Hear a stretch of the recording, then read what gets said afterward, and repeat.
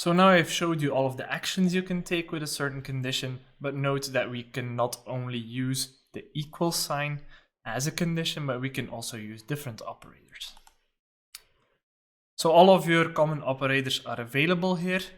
In this case, I have a parameter value. Currently it's set to 50%. I'll show you when it updates in a second. But the parameter value has a condition, a show condition. So all of these actions are a show action. If it equals 50, if it's not equal to 50, smaller than, greater than, smaller or equal, or greater or equal. So in this case, my value is exactly 50, so everything that contains equal in it, except not equal of course, will show my shape.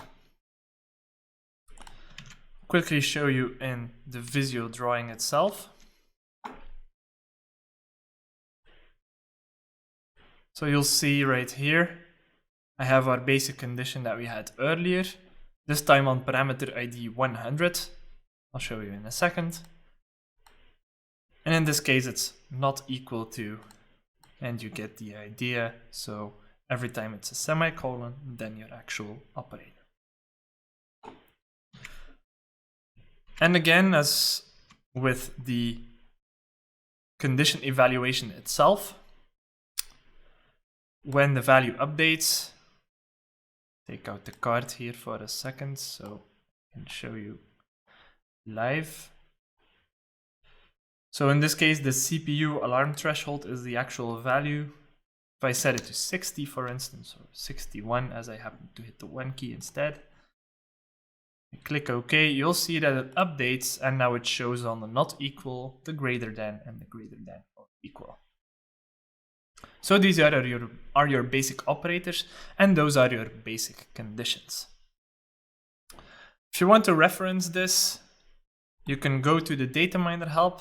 So it's help.dataminer.services/dataminer, brings you to this page right here, and you can start searching for any Visio term. In this case, we want our basic shape conditions.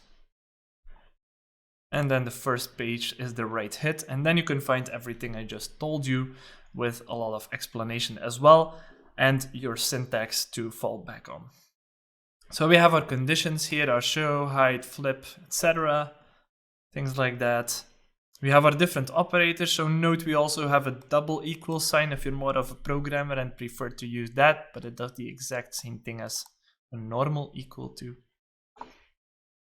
And of course, note that your string values, so your text values like we had earlier with running and stopped, can only be compared with the equal to or the not equal to.